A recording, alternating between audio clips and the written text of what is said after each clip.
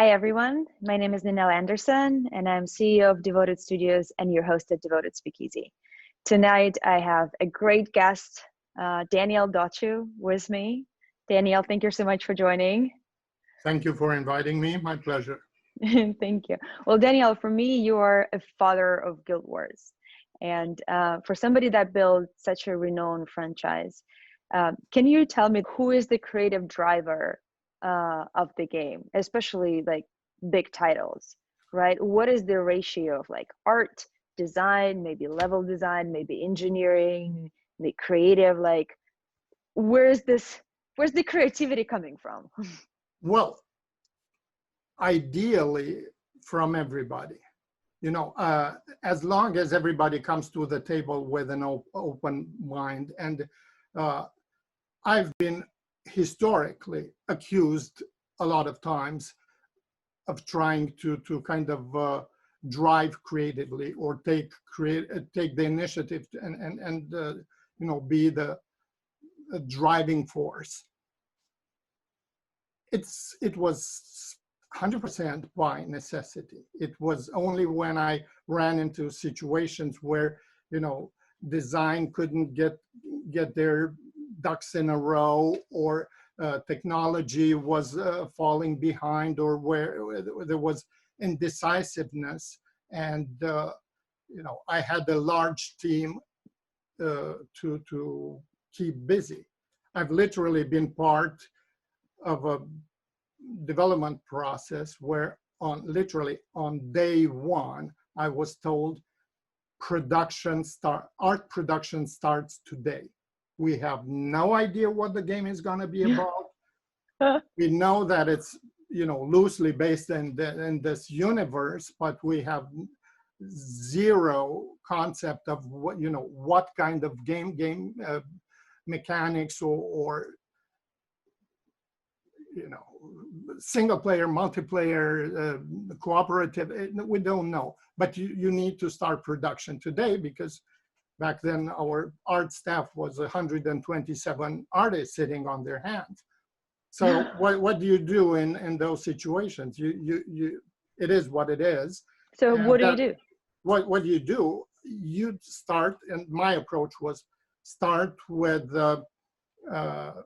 assets that are not story dependent. So everything that is story agnostic, like, are we gonna need vegetation? Hell yeah. Bushes, trees, rocks, ground cover, water tech. And then, you know, are we gonna need ambient creatures?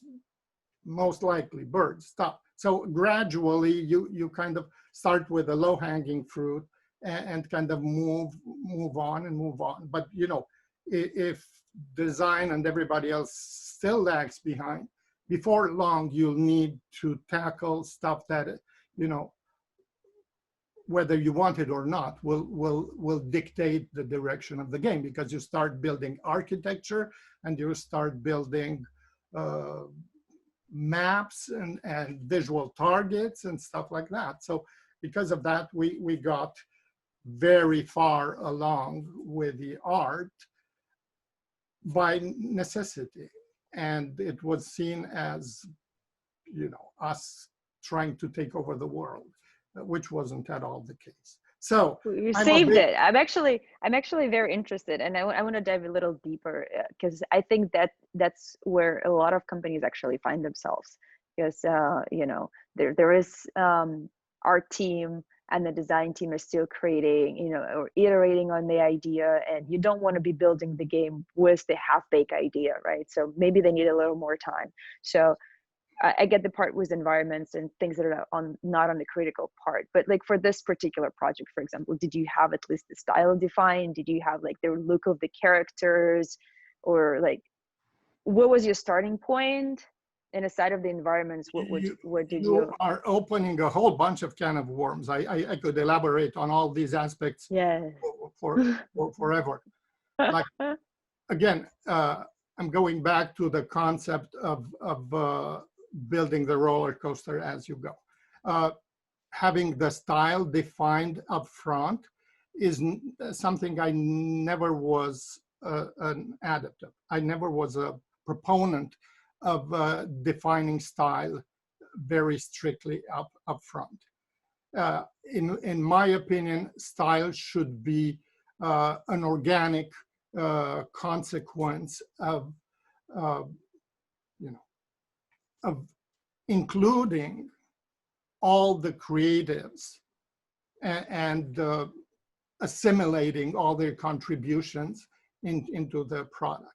So in my opinion, if you have a team of 127 and one person leaves and is replaced by somebody else, the product should be slightly different.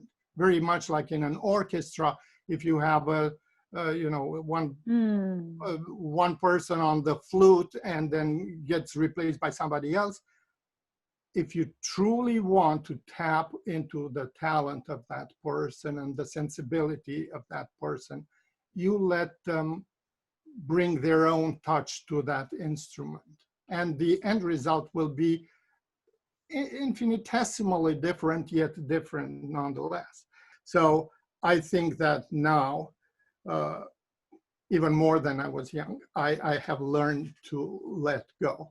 And I do believe very strongly in allowing the artists on my team the creative freedom that they deserve, and that also contributes immensely to the complexity and the richness of a title.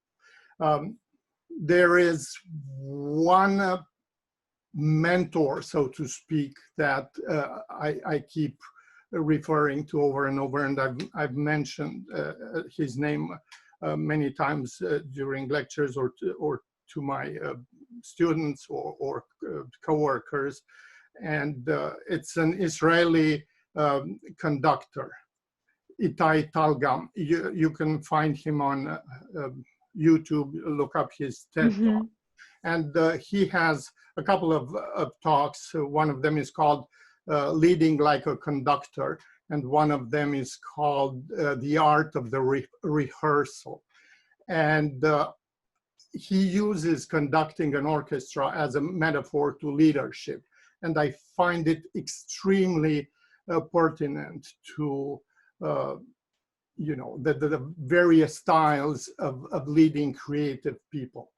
And he illustrates all these styles with footage from famous conductors throughout history,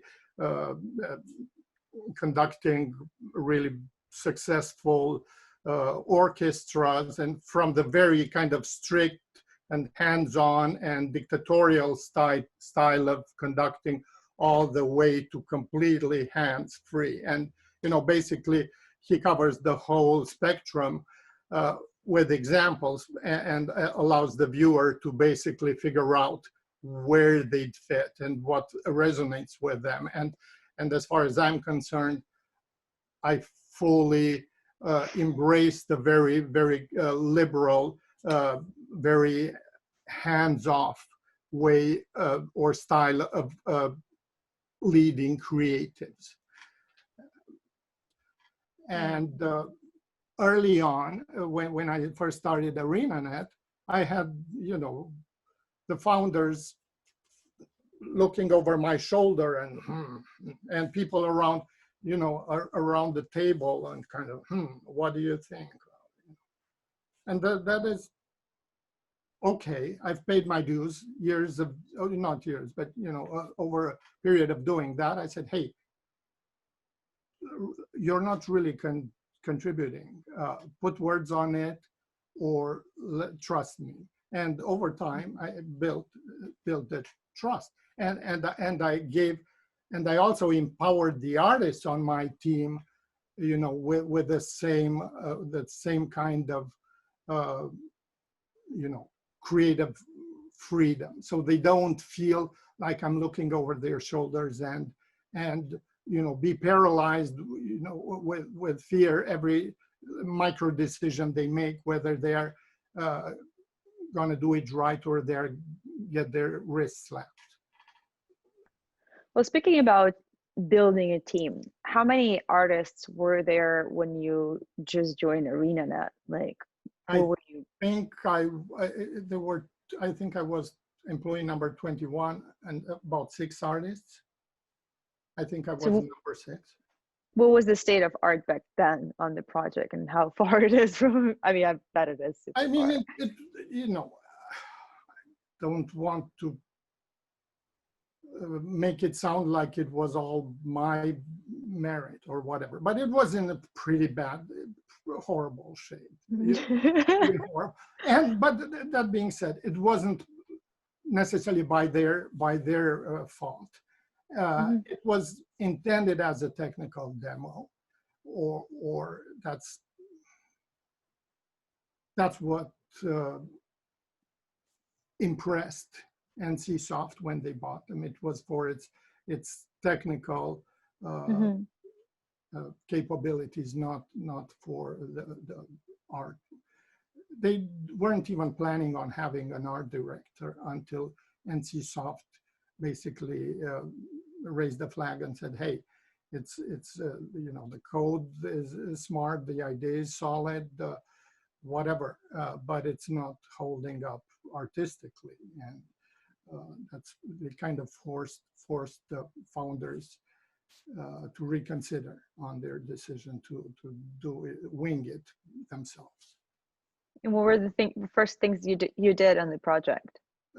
Literally, the first things I did was, before I even got the job, you know, the president of the company told me, "Hey, here are some screenshots. Take them home over the weekend," Hmm. because they couldn't quite understand what it is I can contribute. And again, it was about, you know, how better looks like, Yeah, you know. So in points, uh, zeros and ones. uh, yeah. So I took those screenshots home and did paint overs and went back on Monday, and they said, "Oh, okay, I get it." And it was really awesome because they were, you know, received with a great deal of excitement, not just by the, you know, founders but also by the engineers. They had brilliant graphics engineers, and they just didn't know what the artist wanted out of their engine.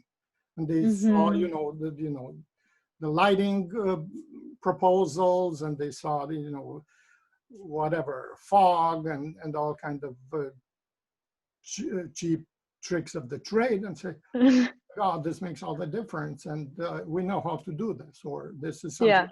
Yeah. They really responded well to these visual stimuli, and you know, took it as a personal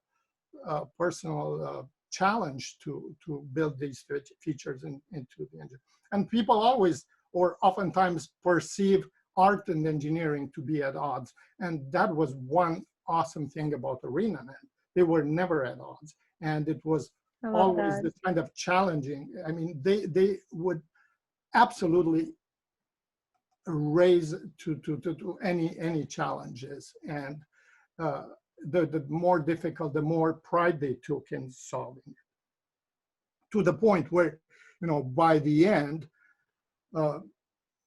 we knew how to work the system, and we'd have, for instance, we'd have to officially submit any request for features to production, and they would put Mhm. it on the list. And you know, the deeper you get into the development cycle, obviously all the new features go at the bottom, right? Of But course. oftentimes they were really kind of juicy features we wanted. And so we just, by the water cooler, find an opportunity and just say, "I wish this would be possible. I wish this were possible," and trying to, like, thinking out loud, knowing that, you know, the engineer who's an expert on this is kind of eavesdropping, and leave it at that. And then 2 days later, they'd come and, "Hey, I want to show you something. Come over." And it's like, "Hey, this is what I did on my own time." It was actually pretty easy. Just, you know, a few knobs here and there, a line of code here and there. but you know, had we gone through the official channels, it would have Yeah. never made it. So we kind of got kind of crafty and manipulative, but it was always for the, you know, the benefit of the game, at kind of working the system and getting our wish list taken care of.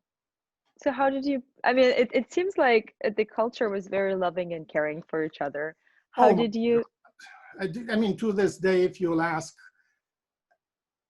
99% of the artists who've ever worked there, they refer to it as the best place for an artist, for a creative, the best place they ever worked for, and kind of think of it kind of lovingly as their school or their formative years. And we've had some incredible talent that I hired straight out of school, who are now like industry giants. And you know, they were there for a few years until literally they didn't have more room for their giant wingspan. And hey, by all means, it's time for you to take off and move on to movies or whatever you want to do. And that's perfectly fine. But looking back to this day, they think of it as this big, happy art family. And it's fantastic. And we get together every now and again and kind of reminisce of the good old times, and they call me literally, you know, 3-4 times a week for advice from all over the place, all over the industry. And hey, you know, I'm facing this career decision. What would you do and stuff. So yeah, I love that about ArenaNet team, because we have quite a few mutual friends, and anytime when I talk to any of you guys, it's always like, hey, you know, I talked to Daniel last week, I talked to Max, I talked to, it's very empowering for me to see how connected you are. So how did you build that culture from 6 artists? How many artists did you have at peak? 120? 127 was at the largest number while I was there. 127. So how did you build from 6 to, I don't know, 30, from 30 to 70, from 70 to 100? Like, can you tell me the process while keeping the culture loving? Yeah, well, you know, the size of the team was driven by necessity and by the, you know, the scope of the project and the fact that we diversified or branched into expansions and whatever. So, but as far as the talent itself, I was early on very involved with recruiting the talent. And probably up to the point where we got to, you know, 70, 80 people, I would make sure to. And by then, the discipline leads, the art discipline leads, were seasoned enough to where they, by now, could basically think like me and understand the culture and approve of that culture, to where, you know, they were kind of promoting the same tenets and hiring the talent accordingly. But you know, you don't know to what extent it's a good idea to mention names, but you know, for instance, like this hugely successful and famous concept artist, he got rejected 3 times. You know, it was straight out of school and got rejected 3 times because his tone of voice is this really deep tone of voice, and he's very short and you know, he's not very smart, very well-rounded, well-read, articulate, but very kind of comes across as short and abrupt in his communication. He's a, you know, heart of gold and sweetest guy, but he got rejected over and over. And I said, no, we need this guy. And Pat Wyatt, to this day, says, you know, I could never understand early on what you saw in this guy, but looking back, you were so right. And how did you do it? Well, I know what to look for, very much like you know what to look for in hiring engineers. So what did you look for? Well, raw talent, passion, work ethics, the drive, the grit. For 6 months, did nothing but dirt textures, like 64 by 64 tiles of dirt. The most brutal, work until, and it broke my heart, but that's what was needed. And one day he came to me and said, I literally can't do this anymore. He said, I quote, to this day, he said, it fragments my mind. I can't think straight anymore. And I said, okay, enough. You're being promoted. No more textures for you. Moving people around and putting people in the right positions and matching the assignments to the strengths of the people on the team, rather than trying to shoehorn them into whatever needs to be done. So it seems like our director needs to be constantly present to his team, moods, vibes, passions. Personally, I was out and walking around and looking over people's shoulders all day long. And, I would go in super early at 6 a.m. every morning to get some actual artwork done. But so by the time, the people would come in at 9 or 9:30, I've done the painting part out of the way. I got it out of the way, and would then switch to kind of moving around the company and looking over people's shoulders. I've actually watched a couple interviews where the artists were like, yeah, Daniel would be, up behind my shoulder looking at the artwork. How do you balance that with them not feeling like micromanaged, or you like telling them what to do? How do you show up behind their shoulders so they feel loved and they feel empowered? Because I know that empowerment of artists is a very big thing for you. Sure. Early on, they're all petrified, completely petrified. Paralyzed. Their hands would shake and they'd be, but then as soon as you start giving feedback, it's important that they realize it's not subjective. It's not, I would never say, do it this way because I said so, or do it this way because that's how I like it, or change this color because I hate green, or whatever. It was, hey, I see what you're doing,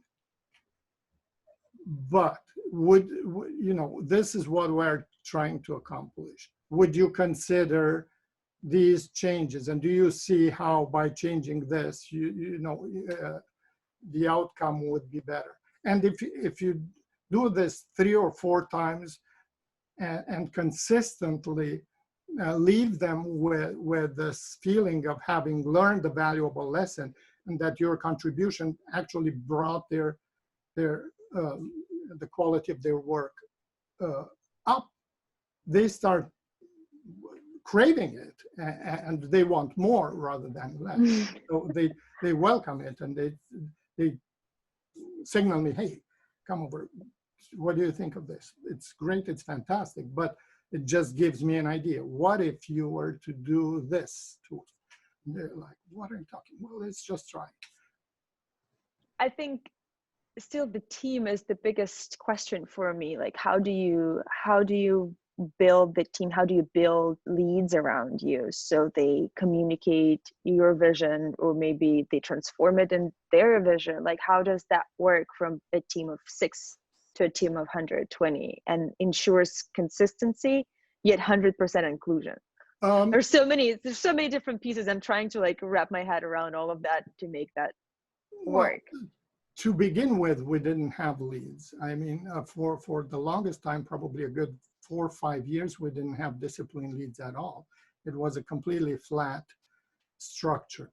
But over 5, 6 years or so, a few people emerged as the ones who had the maturity and the drive and the interest in being leaders. How do you make everyone on the team speak visually Guild Wars? It happened over time. It happened over time, and it was through this nudging, constant nudging. It's like, again, you kind of define the general sensibility, but not necessarily resort to dictating a visual language. Just the general sensibility, and then as they start making things, kind of corral them and nudge them in this acceptable range. But that being said, it's an excellent point. To me, that range, that corridor is rather wide. I don't like to spec a style very strictly. I think that a lot of eclecticism is not only allowed, but desirable. It gives the product credibility and color and texture. And the aberrations from the established visual language, it's what give it juiciness. I don't believe in visual language for the sake of language. Language is a means to communicating ideas or content or a message. Language without a message is pointless. In one of the interviews, when talking about style of Guild Wars and how you land and stylistically on it, you mentioned that when you go very stylistic, you narrow the audience that you can hit. Well, when going very photorealistic, you're broadening the people that it could appeal. And then it's sort of like a mission to find that borderline where you can still communicate being different visually, but still appeal to a wider range of players. How did you land there? First, a small correction. I don't think I said that going photorealistic broadens the appeal and leave it at that. I said it broadens the appeal, yet it negates its visual identity. So it comes at a cost. That broad, I don't even call it appeal, broad acceptance. There's a difference between acceptable and appealing.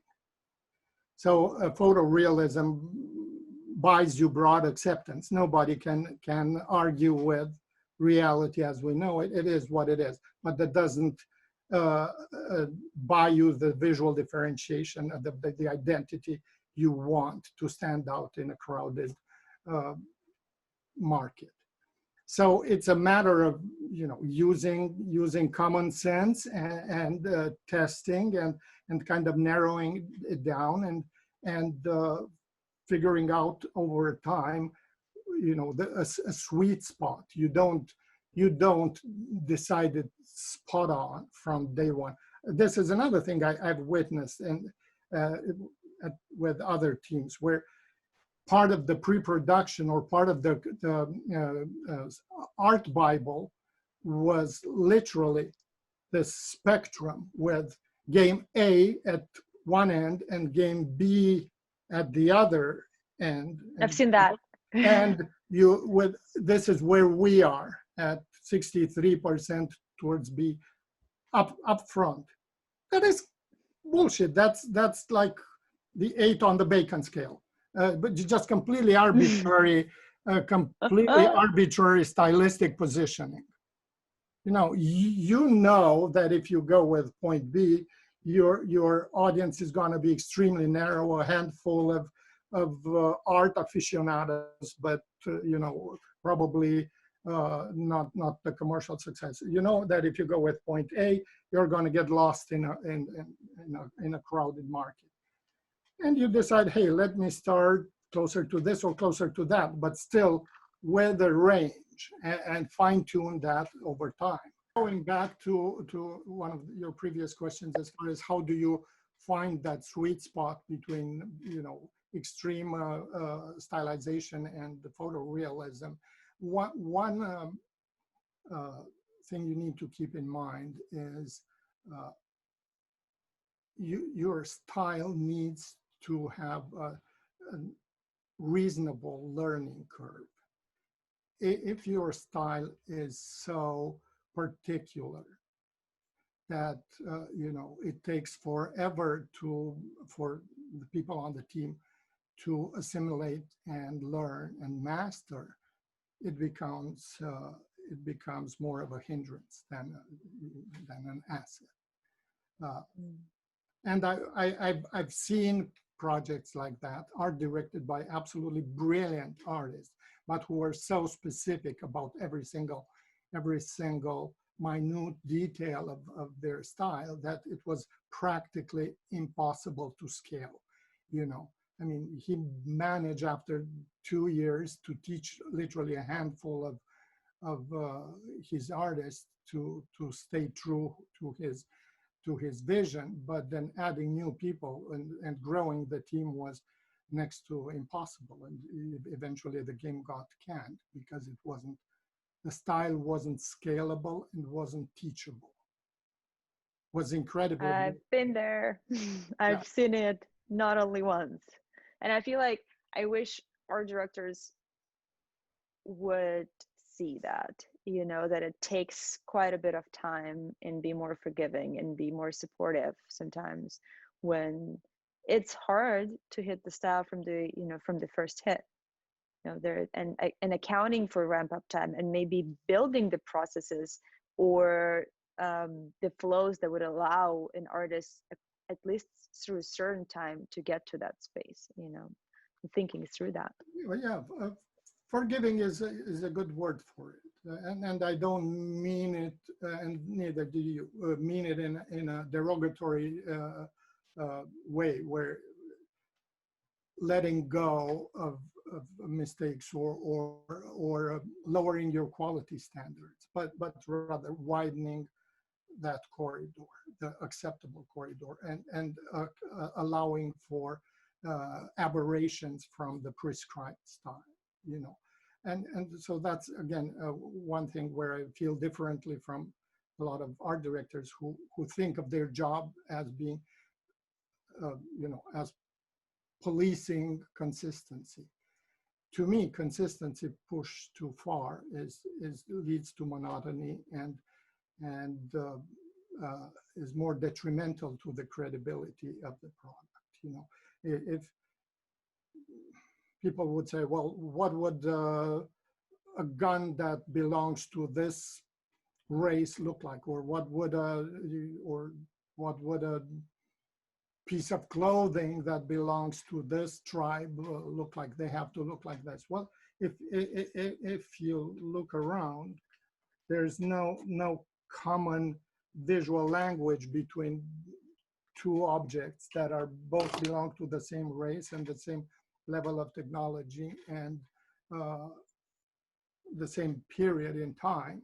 And a bicycle looks completely different from an iPhone, yet they were all the product of the same civilization and race, and that's what gives a universe or a world credibility, plausibility. The fact that you allow some eclecticism built into it. So forgiving is another word for it. Not obsessed with purity of language. I never thought about it, from the way the comparison that you just made of iPhone and bicycle, and trying to fit something within, certain box, because the world is so different. You see many sci-fi movies where everything, looks the product of the same designer. The bevels on the interior of the spaceships, the structures, the beams, the whatever, and then whatever, the console where they drive the ship, and the weapons, they all have the same angles, the same bevel. That's monotonous and redundant.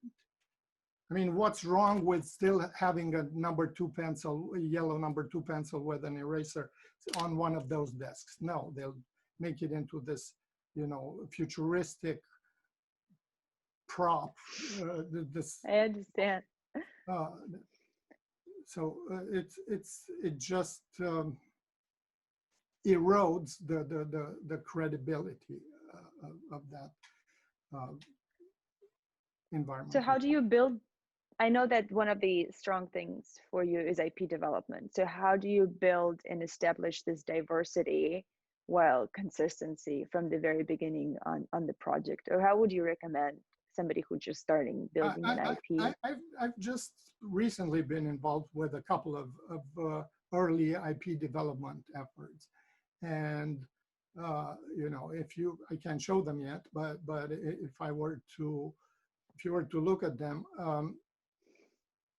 you see that I'm pushing the eclecticisms. If anything, I'm diversifying too much to where they might look at it and say,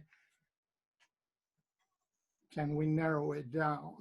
And because, you know, we need to differentiate, you know, this particular race from that particular race, or the, you know, the inhabitants of this planet from that, but with everything I do, I push it way beyond, you know, the acceptable, and then back it off a notch, rather than inching towards where that boundary is, because then you never know where that boundary is if you push in small increments. I'm always going for kind of shock factor and going way past that boundary, and then negotiating the kind of that line by So backing, going broader, like pushing it and going then narrowing broader it down. or wilder or crazier or bigger or anything, you know, always go to 11 and or more, and then back it off if it shocks. But it's at least very effective as a conversation starter. I'd rather have that shock and the ensuing confrontation or conflict or debate early on, rather than inching towards it and everybody looking at it and it's kind of cool, but you know, can you give me more? Can you give me more options? Let's try more. It's not quite there yet. No, here is something that will scare the bejesus out of you. Then we'll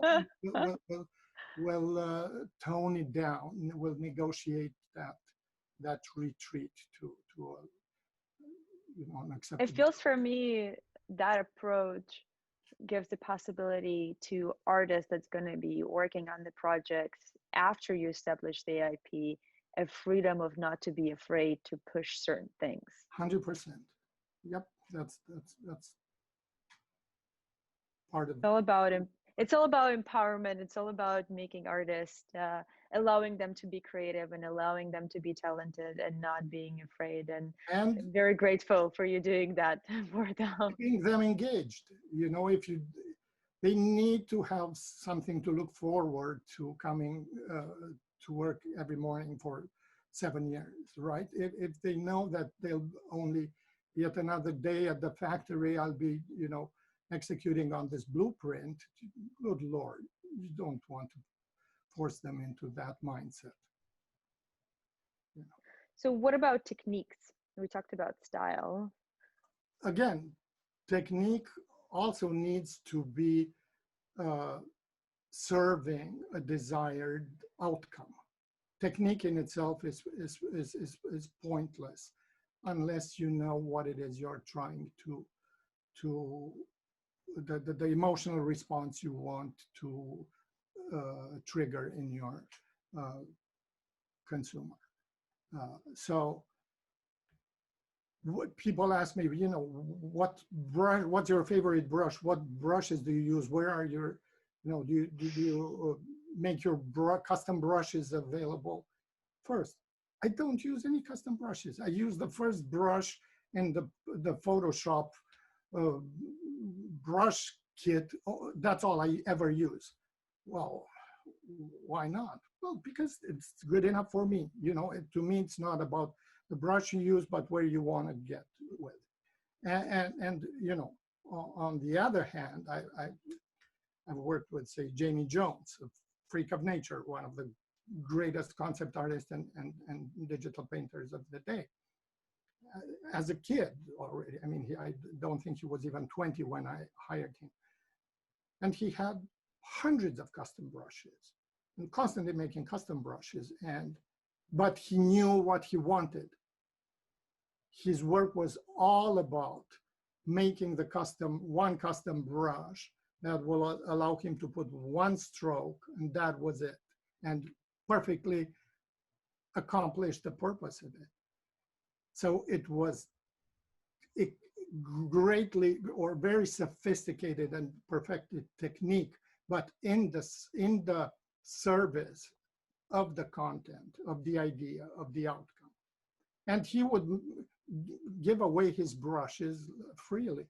And everybody was like, why don't you sell these, make packages and, you know, put them online and sell them? And he's like, it's dishonest. I mean, do you think that, you know, if they had those brushes, you know, it would serve them? What? Would they paint like me if they had those brushes? No. So, you know, just having Jamie Jones's brushes doesn't bring you 1 inch closer to being Jamie Jones. So he dismissed that as dishonest. I like that. It's like, you know, so he's like, no, let them have them for free. Anybody who wants to download my brushes, by all means, and then you'll see what, you know, you make the most out of them. So that's my, so there, I don't dismiss or marginalize the importance of technique. I just emphasize the fact that it needs to serve content and serve a desired outcome. Is there a difference?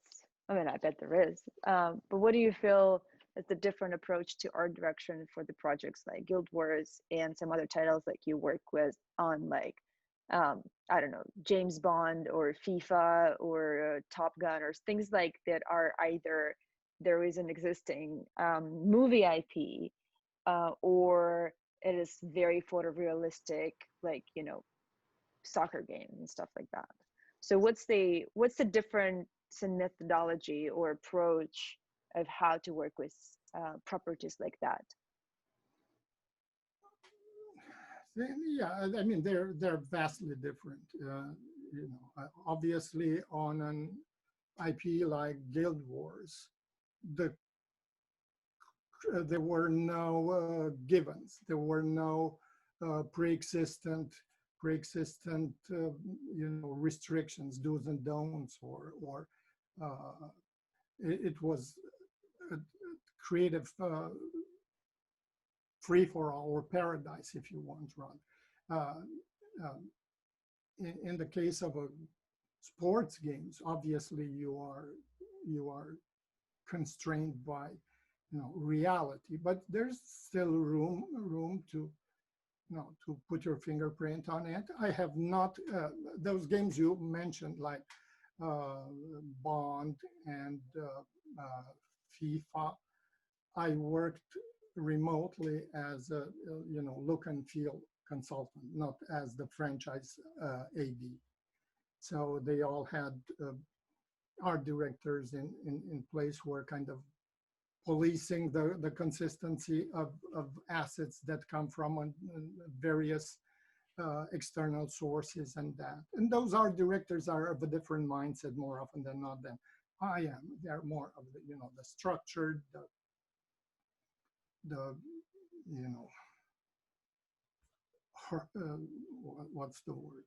Shepherds, if you will, you know, trying to get everybody kind of contained and aligned, as opposed to creative So it's vision. more of a structured way when it comes Yeah, to it was more IPs. on those titles. The ADs functioned more as art managers than necessarily. Yeah, well, thank you so much, Daniel, for this discussion. I think I learned a lot. Definitely not there yet to be an art director and probably will never be. But I'm very, very grateful. There's a lot of people that look up to you in what you have done and the cultures that you've built. And now this artists working in a lot of different other companies and bringing that love and care to the products and to the workplaces that they contribute to. So I'm very, very grateful for you being with me today. And Well, thank you so so much much. for being an amazing art director. Thank you so much. It was a great, great pleasure and a great opportunity. And before I leave, let me say one more time, this is my point of view. None of these principles I hold as, the letter of the law, or this is how things are, or this is how things will always be, or not even things I will necessarily believe in 10 years down the road. It's how I feel at this point in my career, and it's for intended as a as a conversation starter or food for thought for people. And if they come to completely different conclusions, that's fine, as long as they do have their own opinion on their work. I appreciate that. Thank you, Danielle. Thank you Thank you so so much. much for this.